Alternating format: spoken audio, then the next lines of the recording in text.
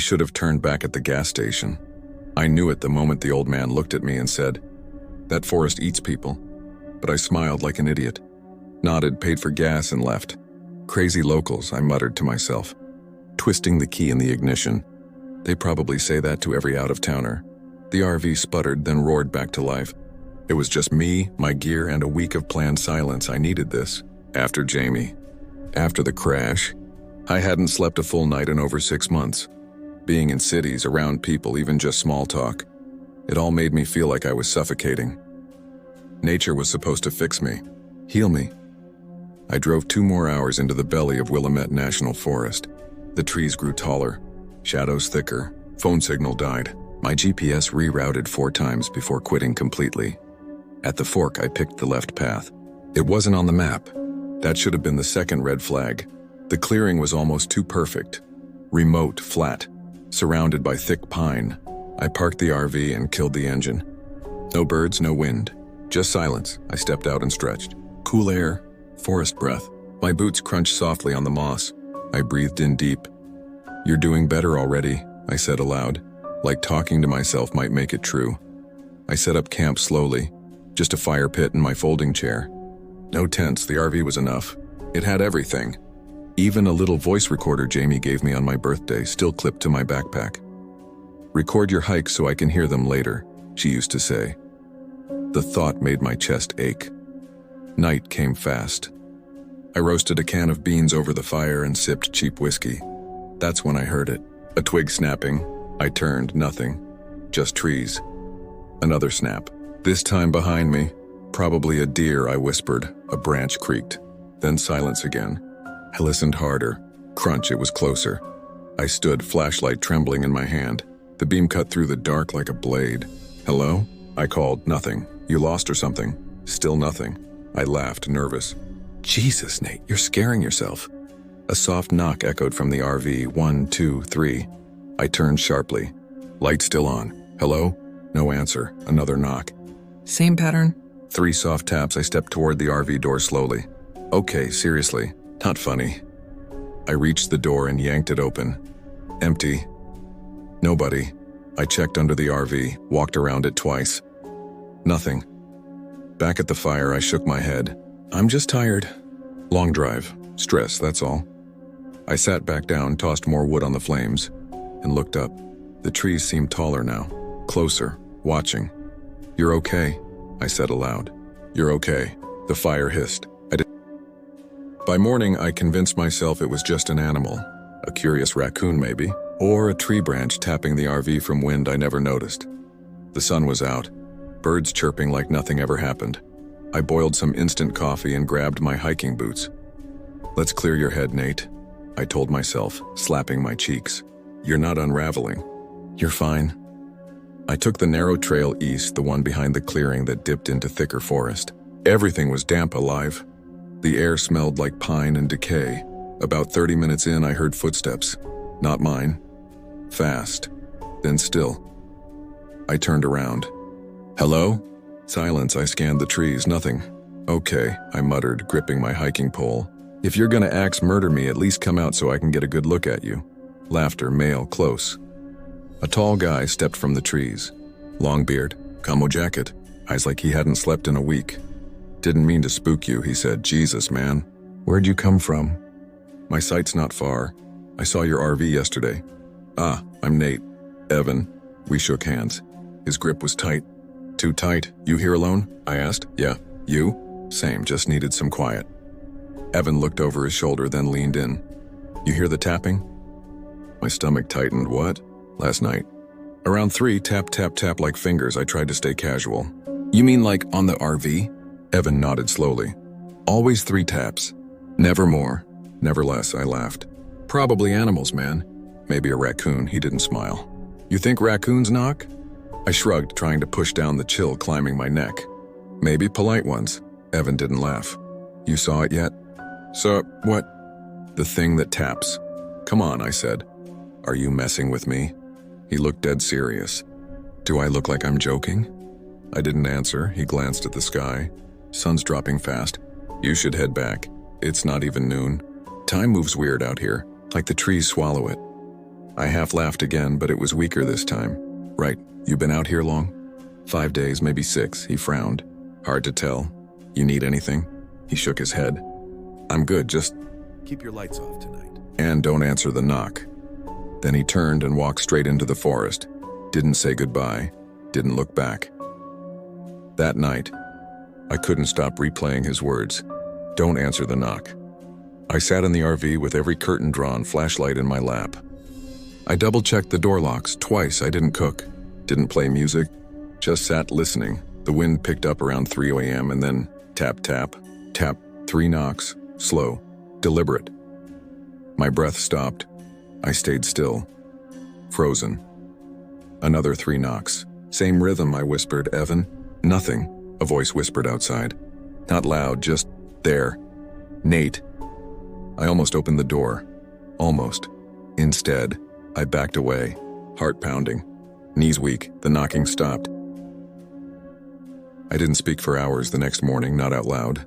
Not even in my head, just silence. That kind that hums behind your ears like a broken radio.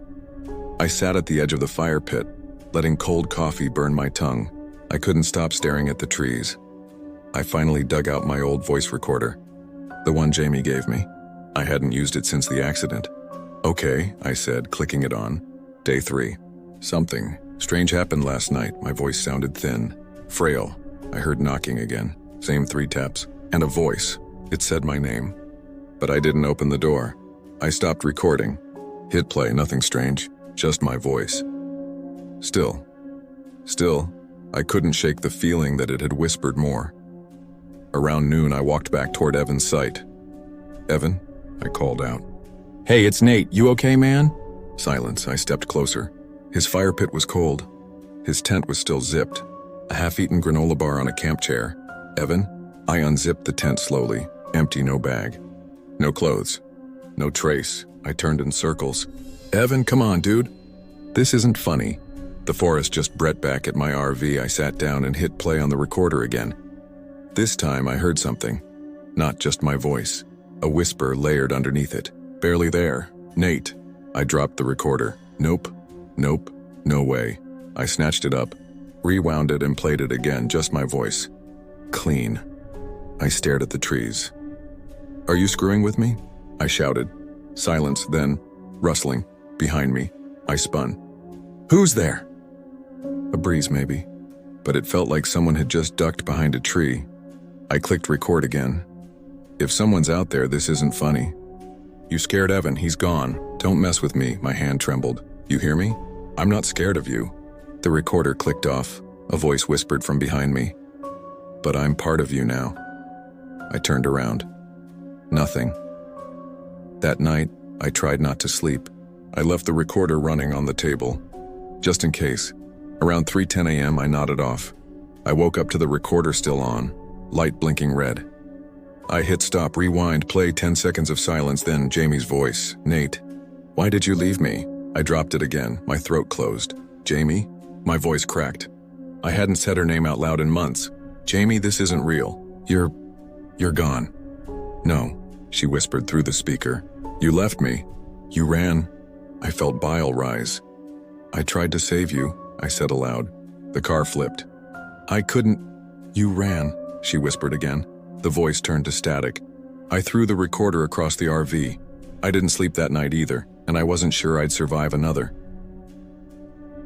I woke up shaking, drenched in sweat. The recorder cracked open beside me like a broken insect. Okay, I whispered. No more pretending. No more ignoring. I grabbed my keys, slammed the RV door, and peeled out of the clearing. Tires spat dirt and pine needles as I floored it back toward the main road. The road. Looped, I turned left, then right again. I passed the same crooked tree 3 times. Come on, come on.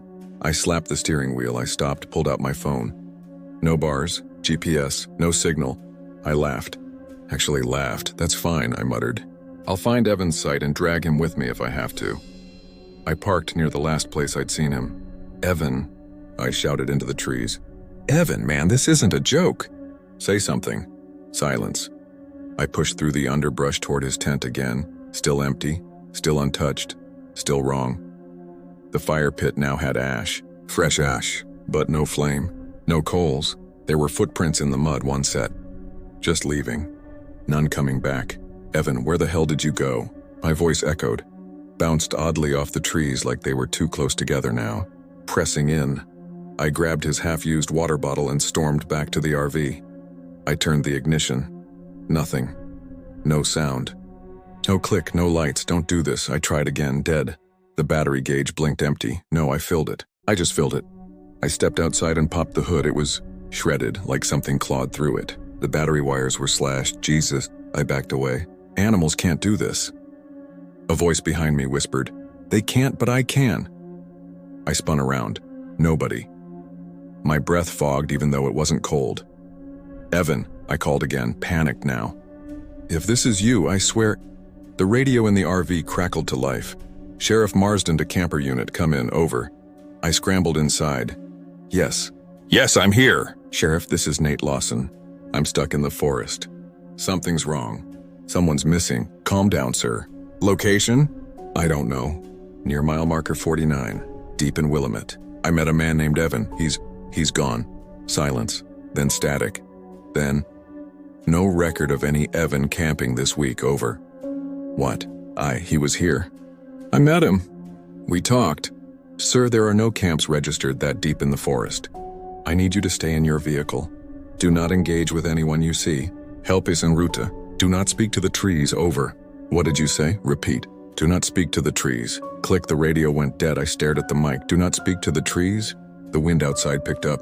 I heard creaking. Not branches. Not leaves, voices, faint whispering again. Nate. I slammed the window shut and locked the doors. No, not listening. Not anymore, but I couldn't stop. The whispers grew louder. More urgent. "You left her. You watched her die. You ran." "Shut up." I grabbed the recorder again, desperate, trying to drown them out with my own voice. I hit play. It wasn't me, it was Evan's voice. "She's not dead. She's in the forest. She's waiting. Come see her." I threw the recorder against the wall. "She's dead. She died in the crash." But part of me wasn't sure anymore. That night, I curled into the corner of the RV like a child. I left every light on, didn't blink, didn't move, and I waited for the knocking, but it never came. That somehow made it worse. I didn't sleep. Not really. I just stared at the ceiling, hands gripping the flashlight like a weapon. I kept checking the clock. 10 a.m., 3:13.315. My breath felt heavy, like breathing underwater. I clicked the recorder on again, hoping for company. Nate Lawson entry, 5, I think. I don't know what's real anymore. I think I'm losing it. Evan's gone. The RV is dead. The trees whisper. My dead fiancé's voice is on this damn recorder. And now the sheriff's telling me not to talk to the forest. My voice cracked. I'm not crazy. I hit stop. Outside, a wind picked up. The trees began to sway. Too hard for how still the air had been all day. Then something scraped lightly along the side of the RV, like fingernails. My body tensed. I switched off every light. Sat in the dark, eyes peeled on the windows. The clock blinked, 3:17 a.m., and then I saw them, eyes, 2 glowing white orbs between the trees staring straight at me, not animal eyes.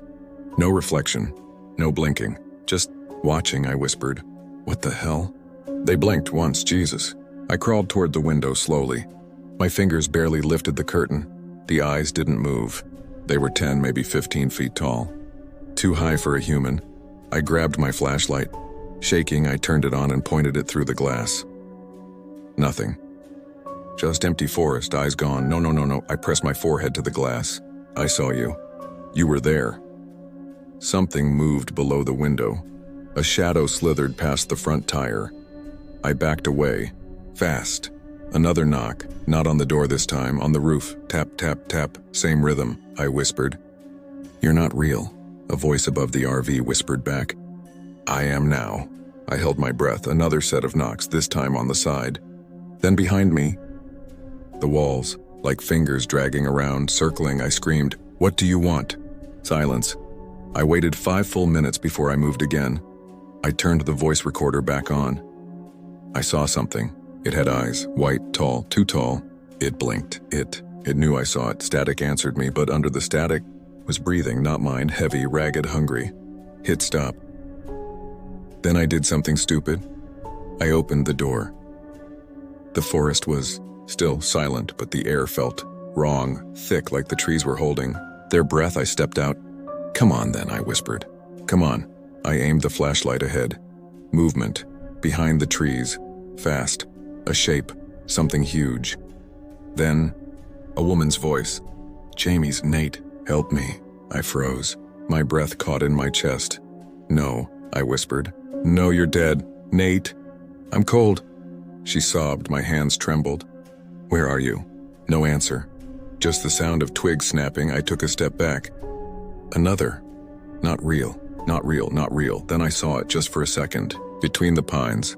A shape, tall, thin, pale, no face. Just long fingers and a mouth too wide. It smiled. I slammed the RV door shut, locked it, backed away until I hit the fridge. The voice recorder clicked back on by itself. It whispered, 3:17 is ours now. The next morning, I couldn't tell if I'd slept or blacked out. My mouth was dry. My eyes felt like glass.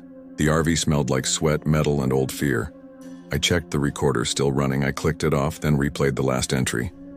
Static, then a whisper. "Open the door, Nate," my voice followed. "Not real. You're not real." Then Jamie's voice. "You opened it for me once." I dropped the recorder on the table and staggered to the sink. Splashing cold water on my face, I looked up at the mirror above the stove. Jamie stood behind me. I spun around. Nothing there. I gripped the edge of the counter. No, you're dead. You died." You left me," she whispered right behind my ear. I turned again, heart hammering. Nothing. Then the mirror cracked. A long, thin fracture from corner to corner. I bolted outside, needing air. The forest was still again. No birds. No wind, just breath. I stood in the center of the clearing, hands on my head. "I didn't leave you," I screamed. I crawled out. "I looked for you. The car was upside down." "It was on fire!" Her voice drifted through the trees. "You ran before the flames reached me." "No. You watched me burn." "Shut up." I dropped to my knees. "Nate," she whispered gently. "Come to the trees." "I'm waiting." I stood, shaking, walked 3 steps toward the tree line, and stopped. Something moved between the trunks, not her. Something tall, white-skinned, eyeless. "Step back." "No, I'm not doing this." "You're not her. You're something else." It didn't respond, just stood there. Still wrong. I turned and ran back into the RV. Inside, the voice recorder was playing by itself again. "Do you remember the scream?" Jamie asked. I froze. "Yes," I whispered. "I remember." The recorder answered, "Say it." "What?" "Say what you heard. Say what you did." I clenched my jaw. My hand shook. She screamed my name. I ran. I smelled the gas. I couldn't. You chose you. I panicked. The flames were. She was already. She wasn't. I smashed the recorder. It didn't stop. The lights flickered. The RV door creaked open on its own. Jamie stood in the doorway, hair soaked. Skin peeling. Eyes black. She smiled. "You brought me here." "No," I whispered. "You never wanted to leave me behind, remember?" Tears blurred my vision. "You're not real." She took a step forward. "You made me real." The lights died. The world fell silent. And in the dark, she whispered again, "But I'm not the only one inside you anymore." I stayed inside the RV the rest of the day. Didn't eat. Didn't speak. Barely breathed. The recorder wouldn't shut off anymore. The mirror stayed cracked. And every time I blinked, I saw her face, sometimes burned, sometimes perfect, always watching around dusk. I heard hooves, not the shuffling kind from elk or squirrel, deliberate, measured. I peeked through the curtain. A deer stood at the edge of the tree line. It stared at the RV, at me. Its body looked normal. But its eyes, they weren't animal eyes. They were blue, human, familiar. I whispered, "Jamie." The deer blinked, then took a step forward. "No," I said aloud. No. I backed away from the window, but I couldn't stop looking. It walked closer. It stood 10 feet from the RV door, then it spoke. "You left me." My knees gave. "Out, you burned me," it said again. I crawled back until I hit the fridge. The voice was hers, calm, hollow. "I couldn't pull you out," I whispered. "The car was upside down. You ran." The deer took another step. "I saw you. Nate, crawling backward through the glass, bleeding, but your eyes never left me. I pressed my hands to my ears. Shut up, you turned away. I was in shock. You chose life. I wanted to come back. I screamed, silence. Then the deer whispered, but the forest doesn't forget. I stood, trembling. Opened the RV door slowly. The deer didn't move. It just looked at me, with her eyes. You're not real. It tilted its head. You're not Jamie. It took one more step, then collapsed. Hard. Like its bones gave out all at once. I stared at the body. It didn't move. I hesitated, then stepped outside. 10 cautious steps to where it lay. But when I reached the spot, nothing, no body, no tracks, no blood, just pine needles. And a single object on the ground. I bent down and picked it up. A blackened, half-melted engagement ring. Jamie's. I dropped it. Stumbled backward. The wind picked up. Behind me, from the trees, a voice whispered, "She remembers what you did." Back inside, I slammed the door shut. The recorder sat on the table. The screen blinked. Even though I'd smashed it, it played a new message. This time, it was my voice, but I hadn't recorded it. I left her. I let her scream. I watched the fire take her. I didn't go back, I whispered. No, I didn't say that. The recorder repeated, I left her. I let her scream. I watched the fire take her. I didn't go back. I threw it across the RV and it laughed. Outside, the wind stopped, but I heard hooves again, not one set. Many. They circled the RV, soft steps and whispers. So many whispers, calling my name. I didn't plan to go outside, but when the hooves stopped, when the whispers fell quiet, the silence was worse. It felt intentional, like something was holding its breath, waiting. I opened the door. The forest looked the same, but it wasn't.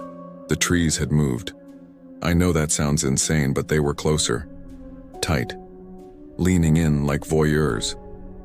I stepped out. Just 1 foot at first, then I walked. My body moved, but my mind screamed, go back. Don't follow it, but I did. Something was calling me. Not Jamie. At 15 minutes into the trees, I saw her again. Jamie. She stood perfectly still between 2 trunks. Pale, wet, eyes hollow. You came, she whispered. I stopped. You're not her. Then who am I? A memory? A curse? A punishment, I said quietly. She smiled. Behind her, something shifted.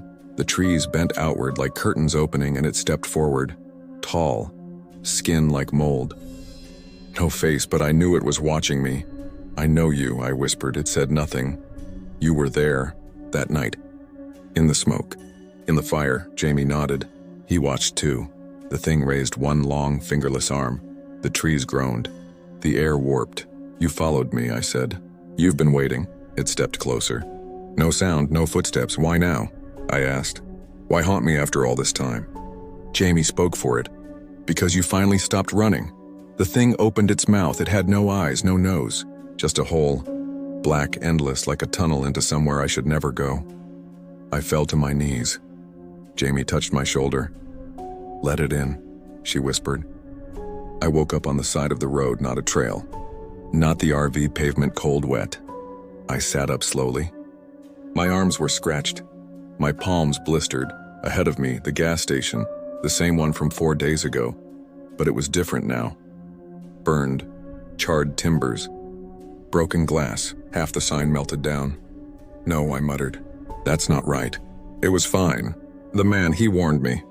I stepped through the rubble. Hello? I shouted. Anybody here? My voice echoed off black walls. A mirror still stood behind the counter. I looked into it, and the man staring back wasn't me. Not exactly. Same clothes. Same face, but the eyes, they were glowing white like the thing in the woods. I stumbled backward. No, this isn't real.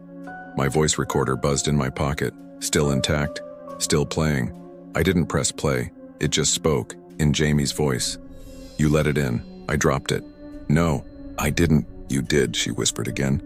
And now it's watching through you. I grabbed the mirror, smashed it. But the reflection didn't shatter. It kept smiling. My voice, no, its voice, whispered, I'm not you. But I'm in you. I ran outside, screamed into the trees, "Get out of me!" Silence. Then the wind whispered back, "You brought us home." I kept walking. Didn't know where. Didn't care. The world felt stitched together wrong. Familiar roads that led nowhere, sunless skies even at noon. Trees that whispered my name like they owned it. I came across my RV again, right where I left it. How? I circled it twice. Same scratches, same cracked window, same blood smear on the back handle I didn't remember leaving. I opened the door. It was clean, too clean. No recorder, no smashed mirror, no smell. Like no one had ever been here. Am I dreaming? No, Jamie's voice said softly. I turned. She stood at the edge of the forest, barefoot, smiling, pale as frost. I whispered, "Are you real this time?" She stepped closer. "That doesn't matter now." "I don't understand," I said. "I saw the road." "The gas station." "I thought I got out," Jamie nodded. "You thought." "Then what is this?" She looked at me gently. "This is what you chose." I shook my head. "I didn't choose anything." "You did the night of the crash." I felt my chest tighten. "Jamie, don't. You left me to die. You said it was to survive, but part of you wanted freedom." "No," I whispered. "You ran before the fire reached me. You looked back and didn't come back." I was scared. "You were free," she finished. I collapsed into the dirt. I didn't know. I didn't know how to carry it. She knelt beside me. "You didn't carry it. You buried it, and the forest found it." The air shifted. Everything grew darker. Not night, just dim, like the light itself had thinned, and in that quiet, a new voice spoke, not Jamie, not mine. The voice of the forest, cold, dry. "You never left." I looked around. Trees. So many trees, wider, taller. Now, watching. Faces hidden in bark. Mouths in moss. Hands beneath the soil. And then the truth hit me. This wasn't the edge of the forest. This was the forest. Inside me. "I'm still there," I whispered. "In the woods." "The night of the crash," Jamie smiled sadly. "You never came out." The RV faded. So did the sky. All that remained was pine and whispering. Soft at first, then louder. Overlapping. Voices mine, Jamie's, Evan's even. The old man's. A chorus of guilt and grief and truth. Looked down at my hands. They weren't mine. Any more pale wooden. Bark splitting the skin. I tried to scream, but roots tangled up my throat. "Nate?" Jamie asked softly. I looked up one last time. "I forgive you." Then she vanished. Now I wait. In the trees. Like the others, we all wait for the next one who runs. End of chapter 10. Word count, 700 the end.